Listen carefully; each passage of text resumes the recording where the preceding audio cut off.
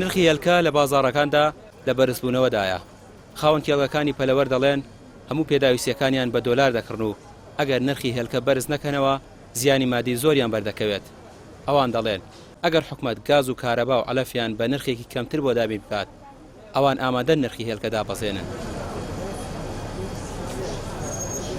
ئێمە کڕینەکانمان بە دۆلارە، فرۆشتنەکەمان بە دینارە، کە بە دینارە فرۆشین ئەبێت دۆلار بکڕینەوە بۆ پێداویستیەکانی ڕۆژانەمان وەکو ئالیک و گاز و غاز و ئەو مەسروفاتانەی کە لە مەشروع هەمانە.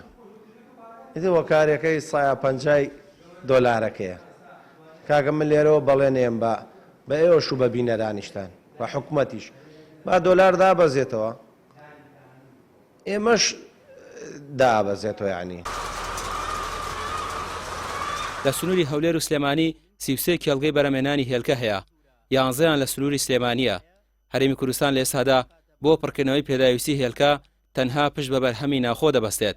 ئێران و تورکیاش بەهۆی کەمی بەرهەمی هێلکەوە هەناردەکردنیان بۆ دەرەوەی وڵاتەکانیان قەدەغە کردووە.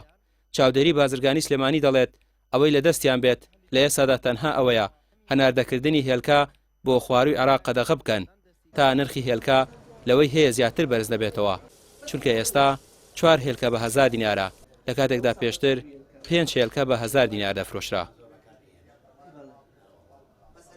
مەسلەی هێلکە خۆتان نەزانە هەموو ساڵە لە وەرزستانە چەند جارێک ئەمە ڕوویاوە. بۆ نمونە لە هاوینە ئەگەر تەبەقی بە 4000 و 5000 لە زستانە کاتە 6700 دینار. هۆکارەکەی ئەوەیە هەموو تەنیا عەلەفێک ئێستا بۆمان هاتووە 100 دۆلار چۆتە سەری و غاز و گاز و پێداویستەکانی تری کارتۆن و شتانی کە هەیە هەمووی بە شوێکی بەرچاو بەرزبوونی بەخۆبینیوە. و ئێستا ئەو نرخی کە لە سلێمانی هەیە بۆ نمونە کە بەڕێزە باسەکە ئەچێ بۆ دەرەوەی هەرێم، ئێمە ئەو هێلکانی کە هەمانە بەشی خۆمانەکە تەنها و بە هیچ شوێنێکان نادرێت یەک هێلکە بڕاتە دەرەوەی شاری سلێمانی، یعنی بۆ بڵێ بۆ خواروی عێراق و شوێنەکانی تر، چونکە پێداویستی خۆمان زۆر زۆرە. بۆ نمونە شاری سلێمانی هەموو ڕۆژێ 2000 کارتۆنێلکەی پێویستە. ئەمە لە قدرەتی ئەم کێڵگە پەیوانی و ئەم کێڵگانی خۆمانە هەیە کە 11 کێڵگا هینی هێلکە لە ناو شاری سلێمانی دەوروبەریا هەیە. ئەمە ئێستا وای کردووە دوای ئەو جێگەی نرخی دۆلاری بە شوێکی بەرچاو بۆ نمونە هەموو گەڵایەک 12000 بۆ 13000 شۆتە سەر، وای کردووە کە جێگۆگەی لە نرخانە هەبێت.